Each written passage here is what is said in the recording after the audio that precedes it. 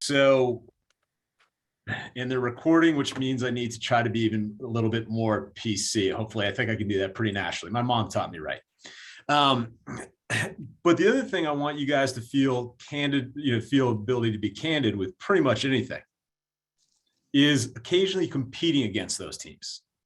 Now, my first wife, rest her soul, an amazing woman, Long Island girl, raised by a Marine.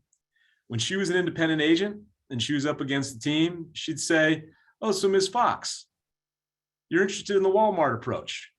Have you ever thought about the boutique approach where you have that one-on-one great level of service?" We've got a great independent agent that would say in South Burlington, "Hey, you know what? I can absolutely appreciate you why you want to talk to one of those teams. The reason why I've partnered with Keller Williams is I can offer you all those same tools and systems, but I can offer you that one-on-one touch." Now, this is not slamming teams or or vice versa. It's all just recognizing the playing field that you're on and playing in a way that better does business the way you want, but also is tactically capable of getting you where your goals are. So I'm going to try to shut up in a second, which is one of the hardest things for me to do, because I just love this business called real estate. Additionally, I want to talk about various sources for lead gen. There's some of it's not typical, some of it, and challenge it. But I've rambled on for 9 minutes so far, and you can tell I could ramble for another 51. Yeah, solo agent is most profitable point as well. I'll challenge it. I think both are equally profitable. It's depending on how they run their businesses. Now, I'd love to hear from 3 people. And I didn't expect 85 people. So this is awesome. Thank you. What 3 things could we cover today to better bring value to your business? I can go with what I proposed, or we can even sort of dive in to something else if it seems relevant. Feel free to chat anytime, jump right in. The best ways to lead generate when you've exhausted your database.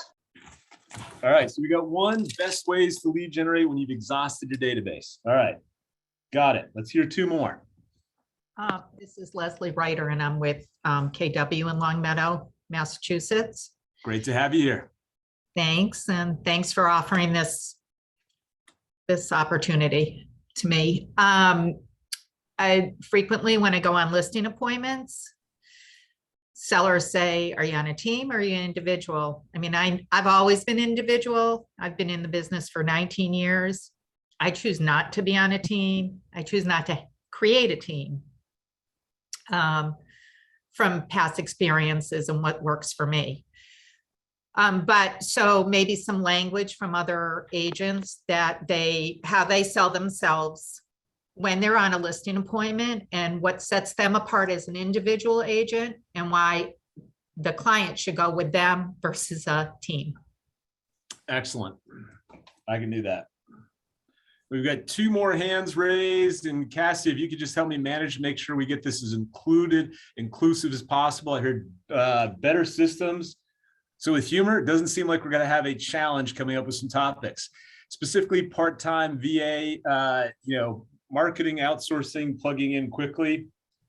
All right, so here's where you guys hopefully keep me accountable. Don't hesitate to say, "Brian, we love you." Shorten it up. Let's go on to the next topic. And I've got a very thick skin. Can we do some breakout groups? This is what I'm going to suggest. Let's make the breakout groups for next time for 2 reasons. I'll lead the charge by example. One of my biggest fail forwards as somebody who's passionate about giving back to KW, I got to learn how to do groups and breakouts in Zoom. Cassie's a Jedi at it. I'm brand new at it. But again, guys, and then we'll get rolling. Actually, Mindy Doppler Nelson, you had your hand raised. Yep. And I'm just making sure I'm unmuted. Yeah. My biggest challenge is the time management issue, because I have a transaction coordinator, but that's only for the transaction. It doesn't take care of, when I'm trying to negotiate a deal, and that's during my lead gen time. So my day might be booked later on in the day, so I can't erase and replace. And I'm just working until really late and exhausted. Yep. No, that's excellent. And then hopefully I pronounced your name correctly. Hala, you had your hand raised and we'll dive right in. Yes, Hala, correct. Thank So you. I've been an agent for 17 years, like more full-time since 2013, and I'm capping, doing like 41, 42 transactions every year the last 3 years, which is a lot of work. And I like to be the only agent, no transaction coordinator, which is fine. Sometimes I stress about it. Sometimes I feel comfortable. I can do them in 15 minutes, the paperwork, everything on command. But to follow with all the database by myself is not easy. Absolutely. And so one of the common themes, and please feel free to openly disagree with me, I'm hearing is, how do you remain, this is what I'm interpreting, how do you remain and enjoy the autonomy that independent agents have a life worth living, which is a huge part of our mission statement, and still provide that's a sustainable and growing business. Are you all right listening so far? Me, Or everybody? if I have this thing, So I'm hearing a common challenge of that. So I have two listing and I have a couple pendings, definitely. Yeah. So let's start off, even though we're 10, 12, 14 minutes in, and we're doing this. I think Cassie, we get this down for an hour, correct? Yes. So guys, if we don't quite get to everything, you have just given us a ton of information that I think we can provide value on. And so my hopes are, A, you come back. Secondly, you just keep being candid what we can do to bring you guys better value, including, I want to get some guest speakers going down the line and stuff like that. I got to thank Matt Erdman. We had a gentleman, and he may be on here, who did 65 transactions as an independent agent and still has a life worth living. So we could get some guest speakers to Who's better help that? My office. Yeah. I can't, I'm blanking at the second. I partied a lot in high school and I'm still recovering from some memory issues. Hopefully that wasn't too non-PC. All right. So let's start off with, well, we already started.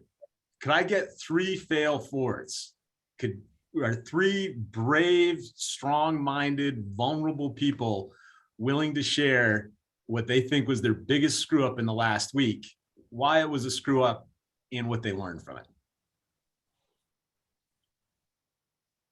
Hala? Yeah, I don't know if I counted screw up or my buyer screw me up. Yesterday just happened 24 hours ago. And I got him, I've been working with him for 3.5 years and patiently.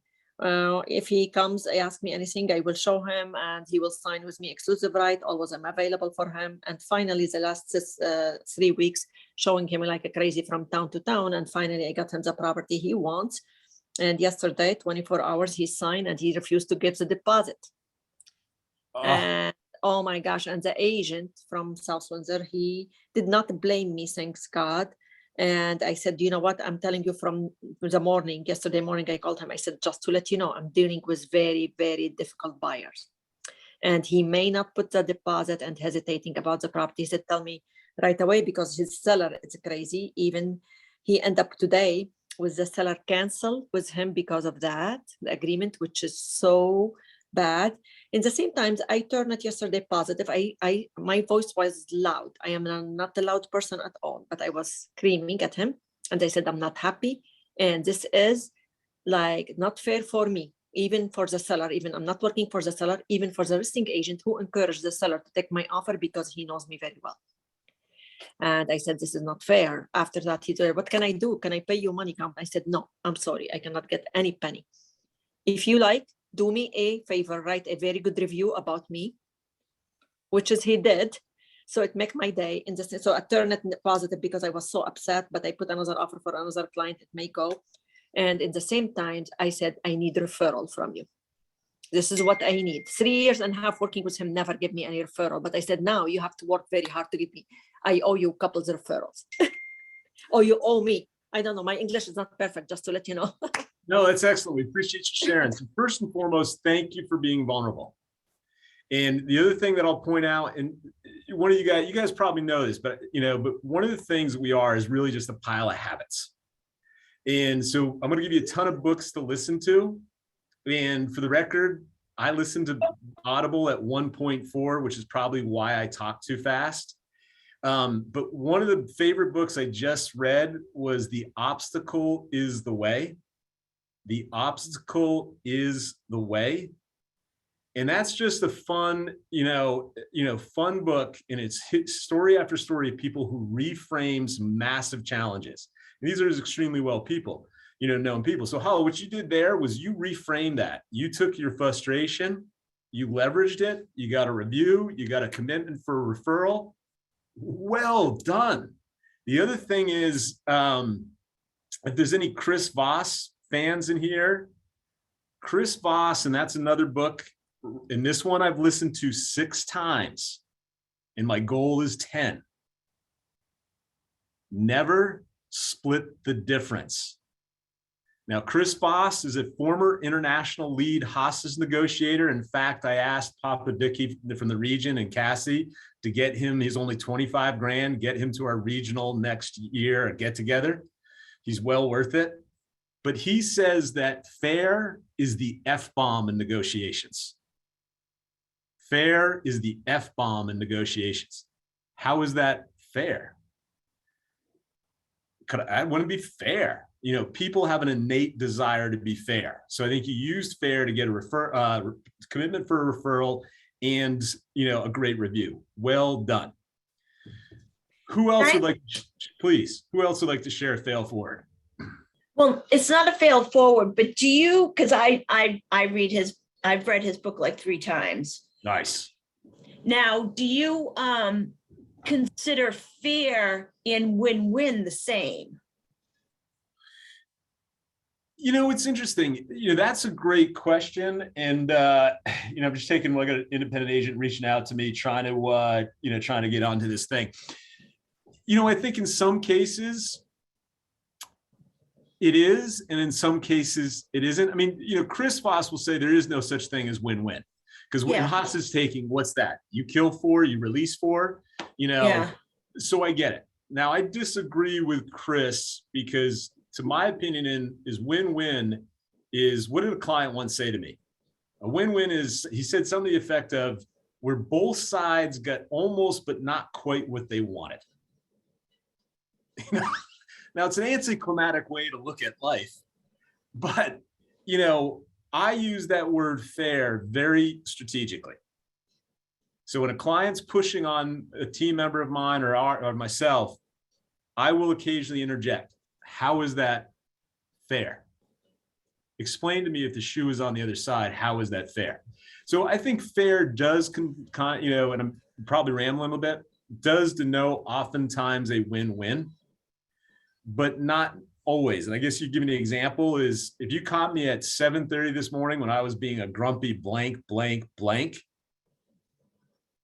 I might have been fair with you about a business arrangement, but I don't know if it would have created win-win with my attitude, if that makes sense. I don't think I'm articulating that well. My wife had to tell me I was being a little grumpy, and my response, I recognize that. I'm working on that. Thank you for pointing it out. So I apologize, Karina. I don't know if that was a great answer, but I'd say most of the time, yes. Some of the times, no. Tell you what, let's hear one more fail forward, and then let's dive into some of these. Actually, let's go with the 2. But one more fail forward, Ryan Raymond. We'll do actually 2 more. Ryan, go for it. All right, thanks, Brian. So I had, competing for a listing with another agent that was giving a discounted commission. And I know, like, I'm good with the scripts and the objection handlers, and I know we're not supposed to just give away our commission. We're supposed to sell our value.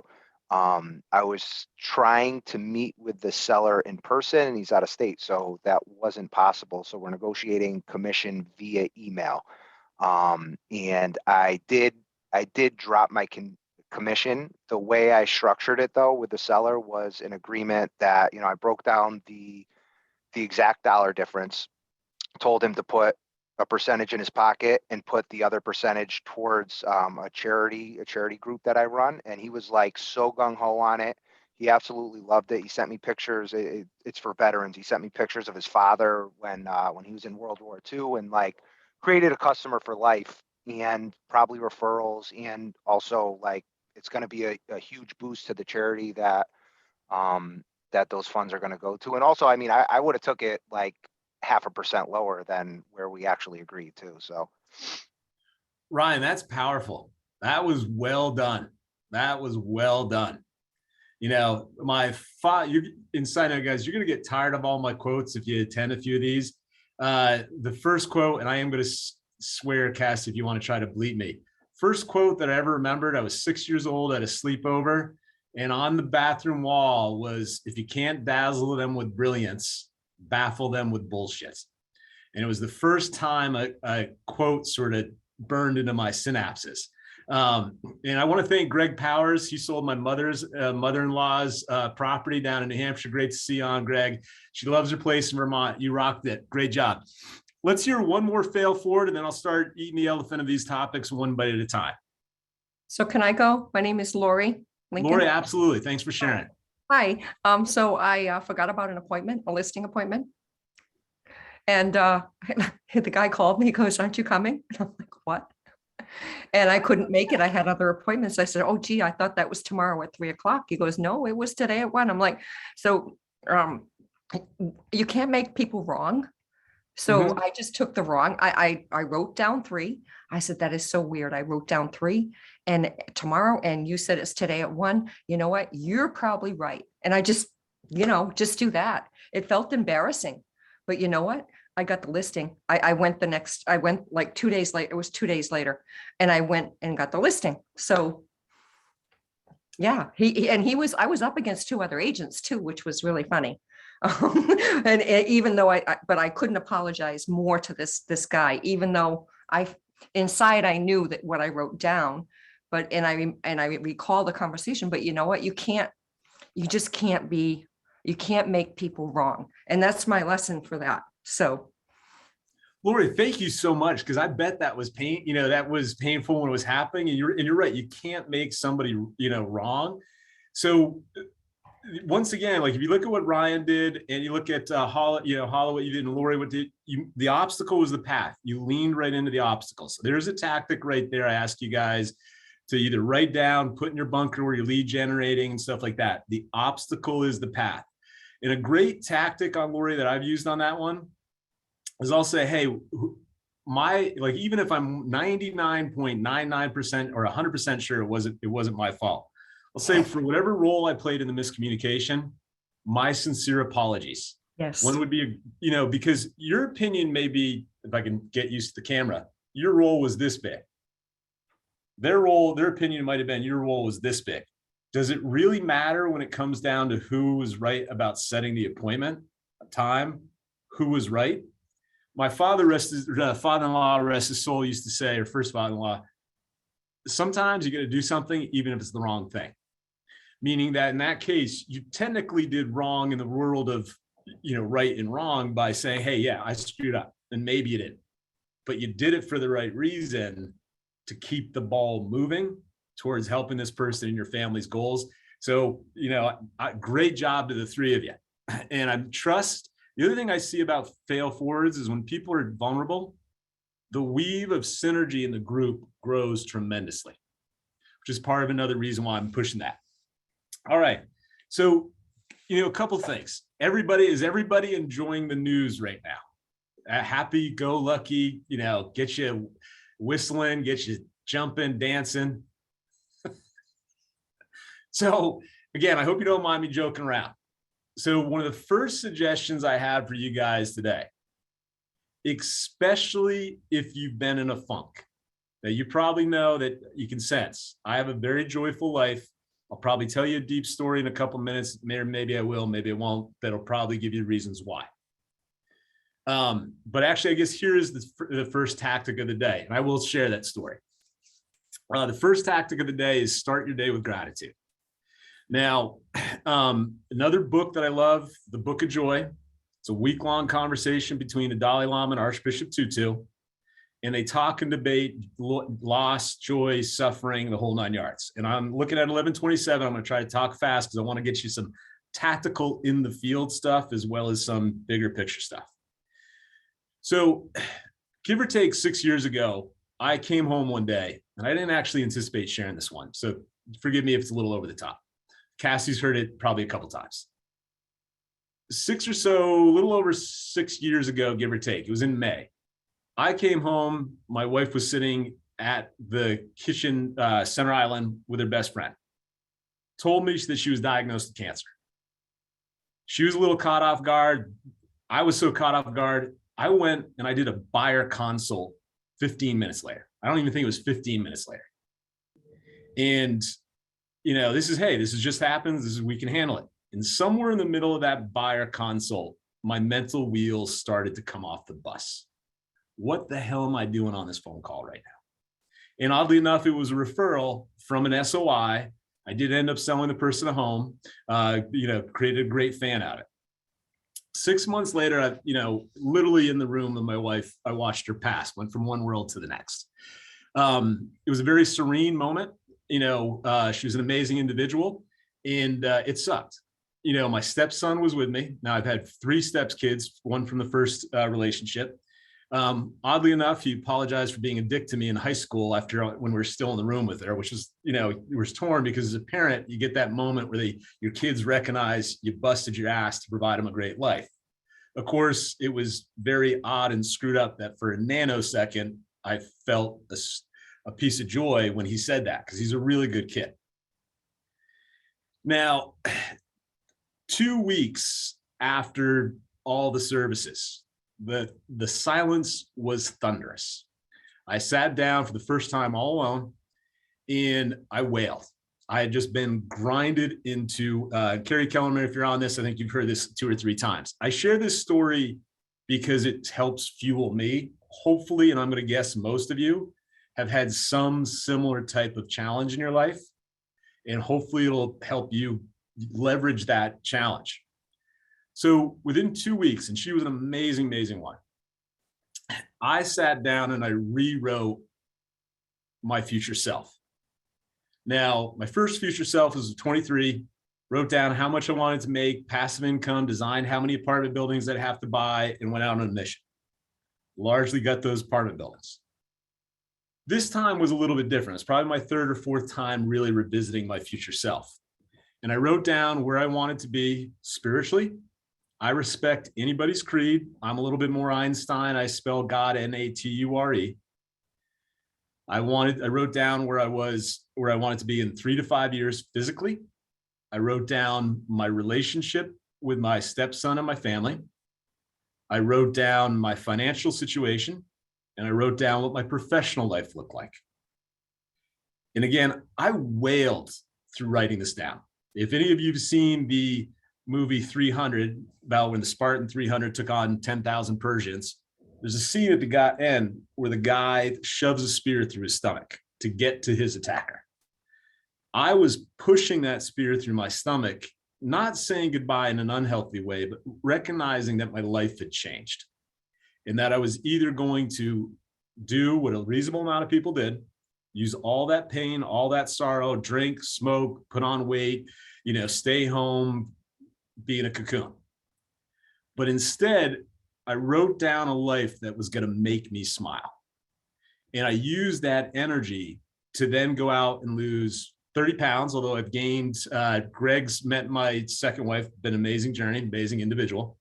I haven't hit my weight goal, but my relationship with my stepson is stronger than it ever was, even when his mother was alive, which is a little bit screwed up. We see each other almost every 2 weeks.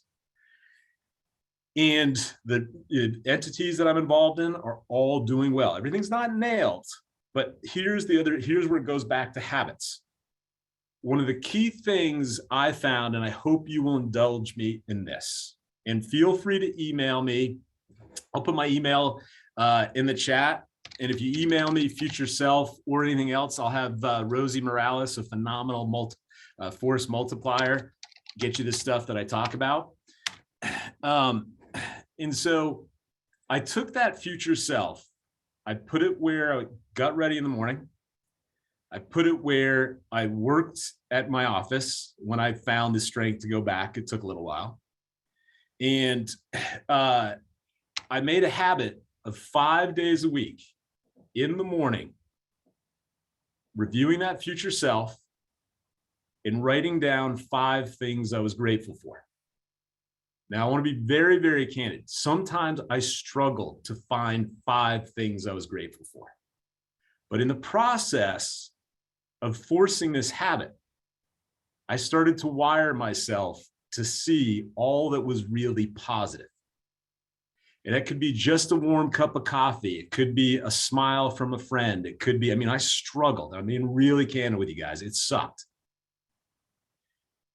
But another one of my favorite authors, Simon Sinek, if you have a powerful enough why, you can survive any how. If you have enough powerful enough why, you can survive any how. So the first thing that I hope you guys will indulge me is over the next week or 2 weeks, and Cassie, I can't even remember when we have the next one scheduled. I know it's in my calendar somewhere. Do this with your spouse. Anybody care to guess why I'm going to suggest you do it with your spouse, if you have one? She's going to hold you accountable. Accountability? Accountability. Have you ever heard the phrase, sleeping in the same bed, dreaming different dreams? Yes, yep. Mr. Stanley, great to have you on here. David Stanley from Vermont just pulled his ripcord, is going independent. We got 126 people are going to cheer you on, my friend. So one is with seriousness, with humor. Make sure your dreams are aligned. I mean, write down your vacations. How many vacations a year? Make sure your spouse is smiling when you write it down. For 2 reasons. One is I hope you will use it as a bonding exercise with your spouse. With seriousness, I have had an agent say to me once before, what if your future self does not include your spouse? Again, here's being candid. My recommendation, write 2. Write 1 with your spouse, write 1 alone, and listen to what resonates more with you, because hopefully you guys will agree. You can't live your life out of alignment. If you live your life out of alignment, you'll be in pain on a daily basis. You'll get cancer or get other health issues. So you got to live your life in alignment. So the other thing I would do is, again, do it with your spouse.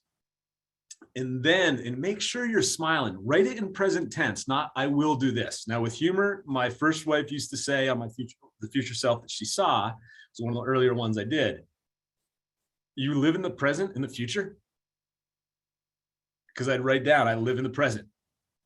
Now, does anybody care to guess what I mean, especially pertaining to your real estate? I'll answer it because of time. I want to be able to wall off time in a healthy way for my family. And I want to be able to go from the arena, as I call it, to sit down at a family dinner and realize this family dinner, this is why we do this. You know, I'm getting a head shake, Chris. I appreciate that, because there's probably a fair amount of us that get home. This is why we do it. And then we're worried about the text. We're worried about the phone calls. We're worried about the leads. We're worried about this. So the other reason why I encourage you guys to keep it where you get ready in the morning, to where you lead gen and review it on a daily basis, is so that when you get lost, what am I doing today? Am I adding up to something? Am I just one big screw up? And I hope you guys, I feel that from time to time. I'm guessing not the only one on here. That you can look at that future self, do your gratitude journal in the morning, or write down 5 things. And you can remember why you're doing it all. Now, I bounced around a little bit and I got off track of the gratitude journal. The reason why I would start with 5 things you're grateful for, possibly even 5 things you want to get better at, is so that when you wake up in the morning and you turn on NPR, whatever you listen to, and you hear Omicron, Delta, Taiwan, Ukraine, all that stuff, you're focusing on the positive that is all around you if we only look. So the first tactic of the day, start with gratitude. And if you need accountability partners, reach out to me. I'm happy to do one for a week or 2. I assure you, it'll do 2 things. It'll help you refocus on the tremendous amount of positive that's out there.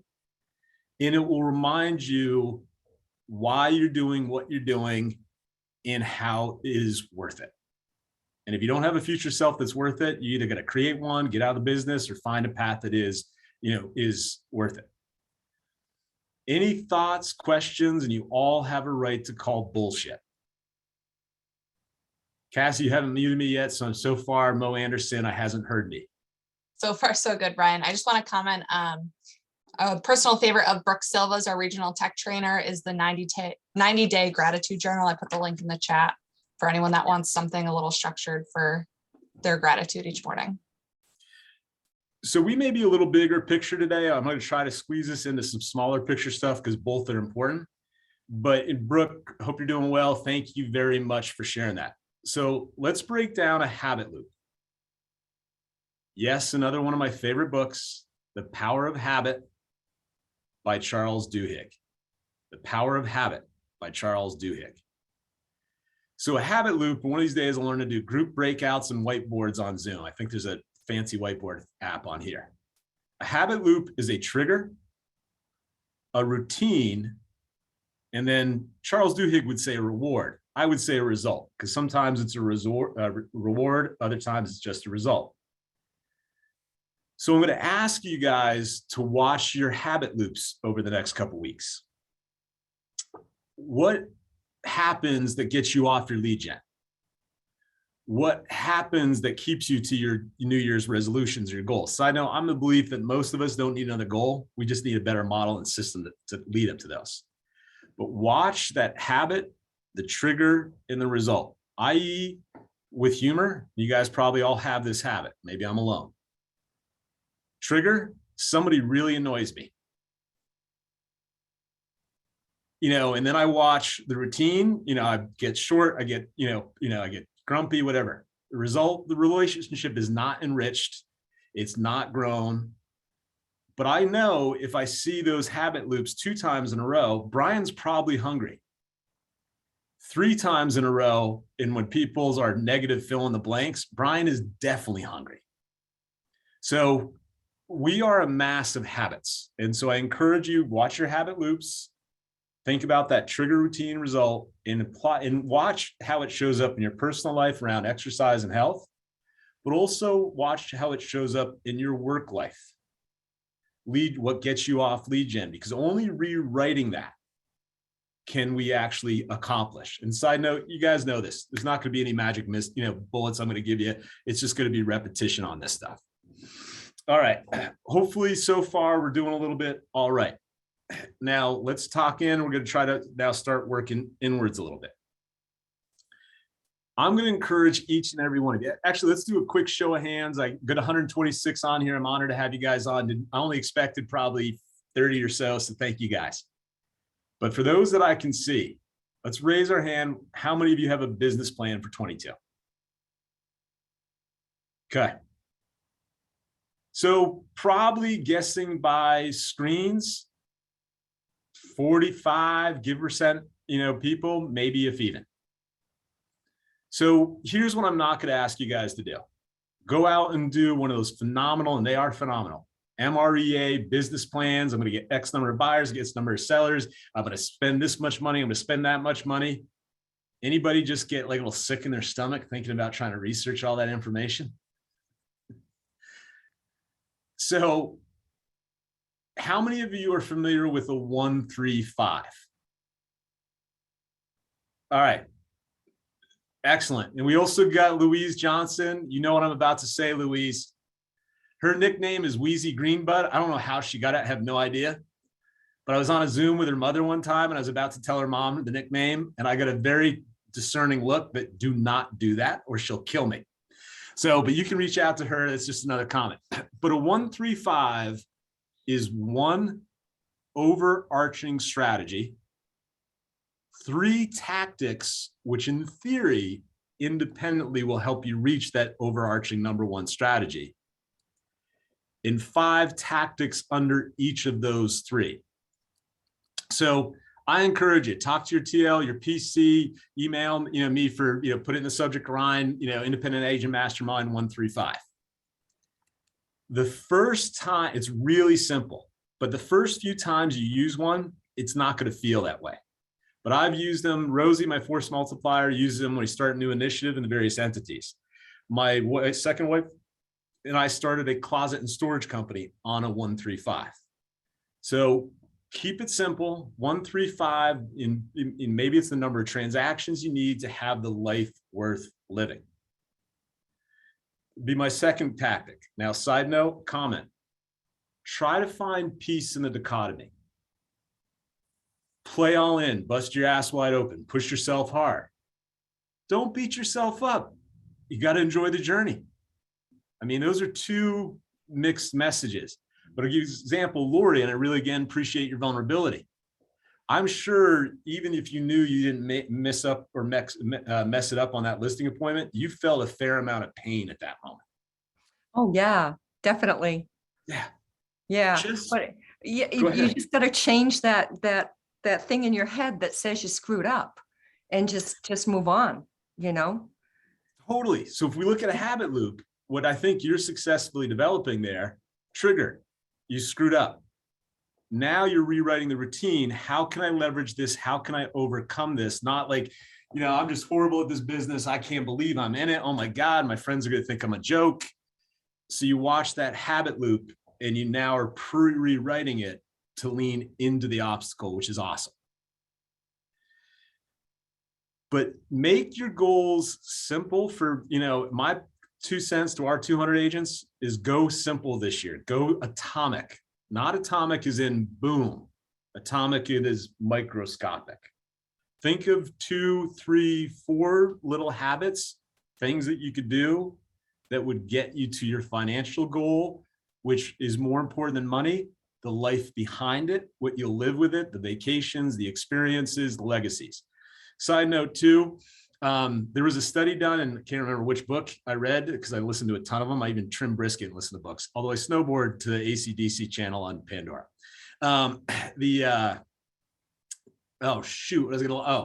Money can't buy you happiness. So there's an article that gave a group of people money and said, go buy things for your friends and family. No elevated report of happiness. Second group, go take this money and have experiences with your friends and your families. The second group did actually know an increase in happiness. So when you do that 1, 3, 5, if you do it, 1, keep it simple. Don't make it, a rocket design. 2 is make sure you go 3 to 5 levels deep on why it's important to you. Not I'll make my mortgage payments. That's not going to cut it. But like, I'll give you an example. One of the things I wrote on my future self after my first wife passed was that I go heliboarding with my son, my stepson. What did I do 2 years ago? Filmed the helicopter as he was sitting next to me as it traveled up off the high peak we were at and left. What an amazing experience. His mother would cry seeing how much joy we had on that trip together. So again, 1, 3, 5, make sure you touch the personal stuff. And I apologize getting a little bit in the weeds there. So a couple things, and this is where we start to get tactical. I believe, and if you've done the Ignite with me, I believe there's a law of 3 to 5 in this world. When you are a young child, you were taught in loops of 3 to 5 at school. The Marine Corps I heard, was built on the law of 3 to 5, meaning that 3 people in a squad, so forth and so on. But try to create 3 to 5 channels of business. And one of them, I would hope, would be your sphere of influence. But don't go, I'm going to do FSBOs, I'm going to do expires, I'm going to do, commercial, I'm going to do, there's 5,000 things we could do in this business. But try to figure out 3 to 5 lead channels that you can better master on a regular basis. And if we looked at those 3, 1 I would hope would be SOI. 2 is, and I forget the gentleman who shared the charity, it might be getting involved in a charity to network, to give back to community, and through that grow your business while giving back. And I think that's A-okay to do. Here's some shift-proof ideas, and challenge me if this sounds negative, because we got 13 minutes, and I apologize, I don't think I got quite as much into tactics. But I think there's a gentleman, I'm looking him on his screen, I think I lost him, who talked about some non-traditional lead tactics. Here we go. For one, for rent ads. Show of hands, how many people have called a for rent ad in the last 30 days? All right, Greg, you rock. So I didn't see too many. For rent ads is one of the greatest, in my opinion, sources of listings that we haven't tapped into. Not so fast. Here's this, here's the algorithm behind the script. Side note, I hate the phrase script, but I realize again, models and systems, scripts are algorithms with which to have better and more sincere communications. And hopefully over the next times, we'll spend less time on the zoom out stuff and I'll get more into the tactical because I love the art of communication. So, for rent ads, I would call up and I'd be prepared if humor is your style. Hi, Ms. Sylvester, with Brian Armstrong calling about the property had advertised for rent. It's curious if you ever thought about selling it. Now she might just say, hey, Brian, can't you read? I'm trying to rent this thing out. I'd say, hey, Ms. Sylvester, I absolutely can read. I just got my GED yesterday. I'm really happy to report that. But I was curious if you actually were familiar with 1031 exchanges, and if you were to sell your home and capitalize on this hot real estate market or sell your property, what would you do with money? Now, a couple reasons why I like for rent ads. One, you're going to look, if you're looking at the small landlord, you might find that person that wants to buy more and more and more. So you watch the law of 3 to 5 in this one. Secondly, you may get a small landlord who got their blanks handed to them during COVID and they have just had enough. They want out. You might also run into a landlord like myself who has plenty of units. They don't want to sell, but hey, bring me a deal and maybe I'll buy it. Then you're also looking for landlords who may not be familiar with 1031 tax deferred exchanges. And if you're not, Google them. You do not need to be an expert. You just need to know the concept. So I look at that as a law of 3 to 5 because there's 3 to 5 reasons why that landlord wants to buy or sell with me. He may want to buy, they may want to sell, she may want to sell, so forth and so on. Side note, there is also just a lot of landlords who weren't familiar with your rental assistance programs, stuff like that. We call it VRAP in Vermont, but I think that's a #1 source. Hopefully that it gives you one non-traditional. Now you're going to really think I'm evil and I have a dark, dark will. Bankruptcy attorneys and divorce attorneys. Now, one of the when I was leaving the 10 office Century 21, my wife was the realtor director, rest her soul. I was going to go after the top 10 bankruptcy attorneys in Chittenden County. Now, Brooke, hopefully this will help my standing in the regions. I would recognize, wait for it, develop a smart plan for it.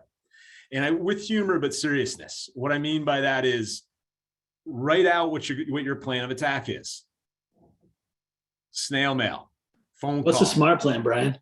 I actually really, candidly, rarely ever log. I probably log into command less than you do. So, but write down. I'm in command every day, my friend. Then I am definitely logging in less than you have. There you go. So, think about this, guys. One is for better or for worse. We've got 51% end up in divorce, 49% end up in divorce. 2 is one of my most memorable closings. I had a friend crying at the closing table. She had gone through divorce with another good friend of mine. She was like, Brian, I could have never done this without you. So I'm not wishing ill upon those people. I just am saying if they're going to have a tough time, I'm going to be there in their tough hour to help them. And I can provide a lot of value. That woman was Heather Bissett, phenomenal member, my SOI, really provided value. Second things that come to mind on that, maybe as you're feeling safe, a meet and greet as they're feeling safe, but deliver probably, I would write out a 10, 13 step action plan. And you guys know this. They're not just going to call you like, oh God, I didn't know realtors existed.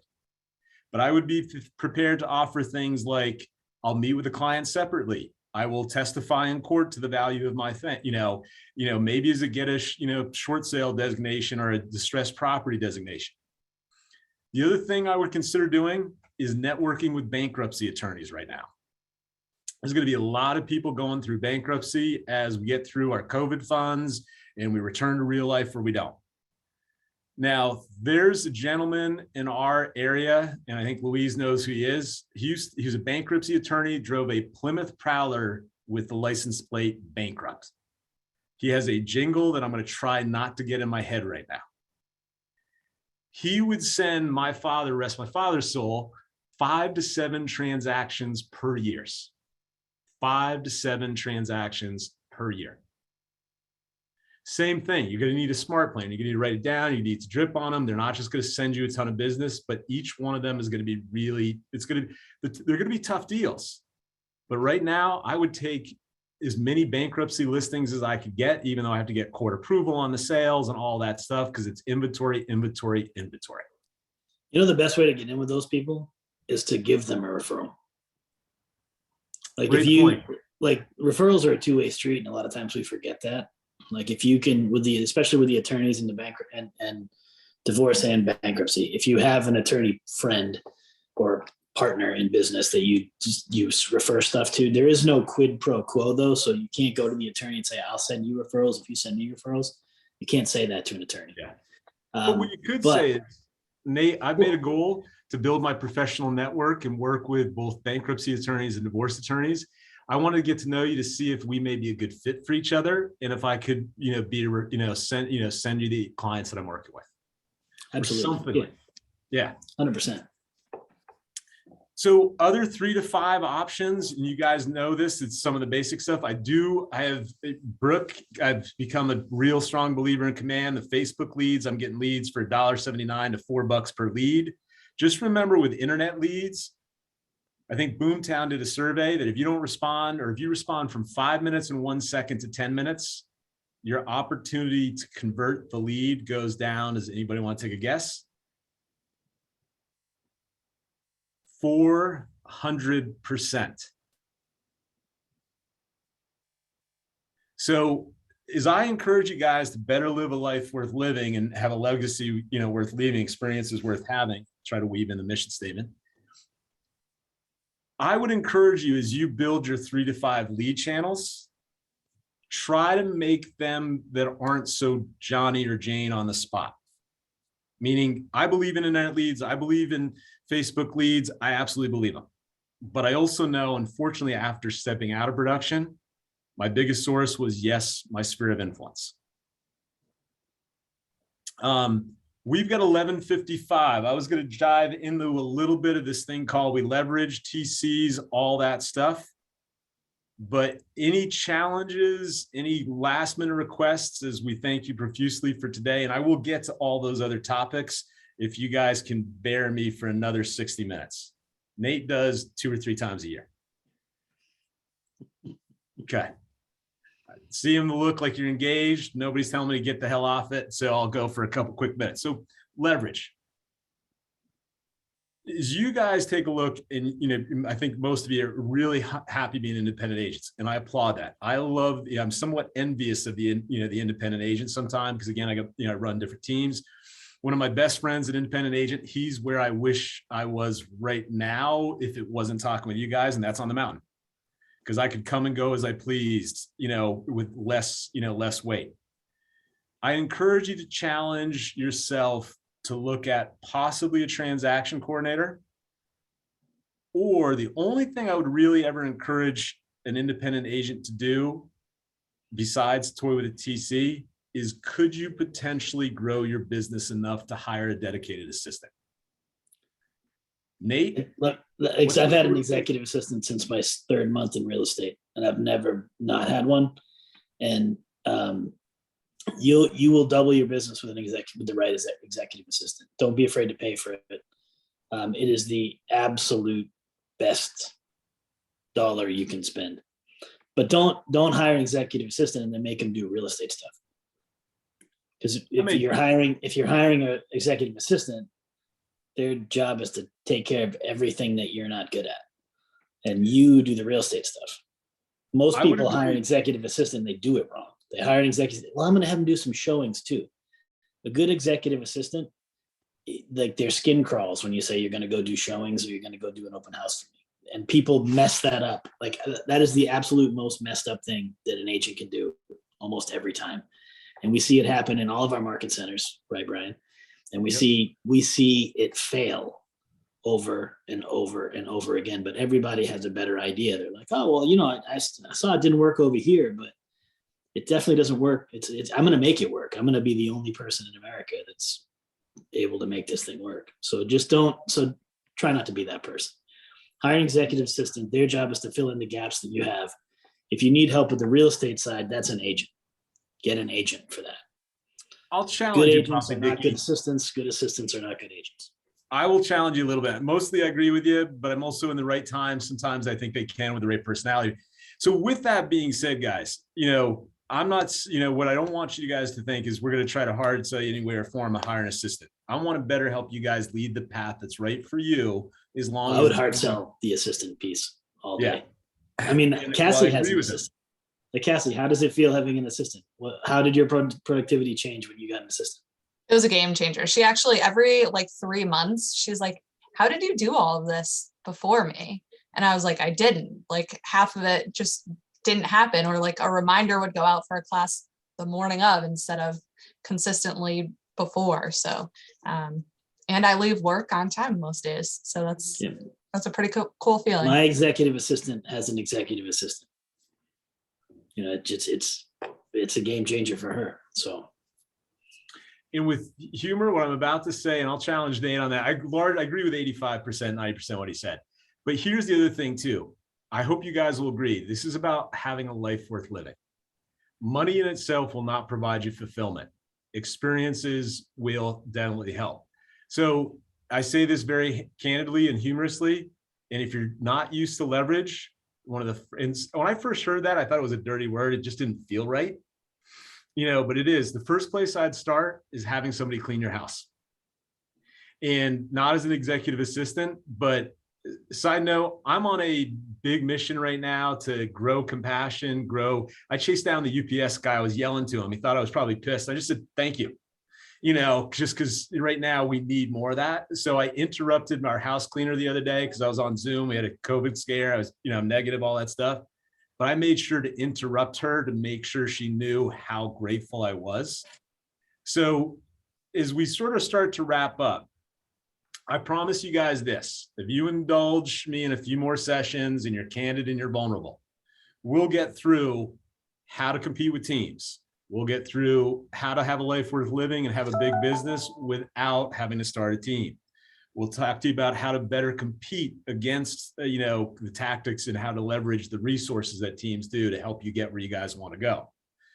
Hopefully out of today, one, you'll ponder possibly getting an Audible account and getting 1.4 speed, listen to books. Some of the books are recommended. Secondly, much more importantly, please consider writing down your future self and making sure it's one that makes you smile. And if you've got a wonderful spouse, make sure you involve them, not only so that it's a life you both want, but that when you're out there busting your blanks to make it happen, they remember why you're doing it. They know they're the reason. And then the other thing I would encourage you guys to do a 1-3-5. And if you don't have 3 lead channels, think about what 3, not what 20, maybe 5 most, but what 3 lead channels are you going to develop this year? And I would shade you towards ones that are relationship based and not as much Jane or John on the spot. Could I get a show of hands? Was today helpful and worth your time? I think you did a great job, Brian. Very helpful. Thank you so much, Brian.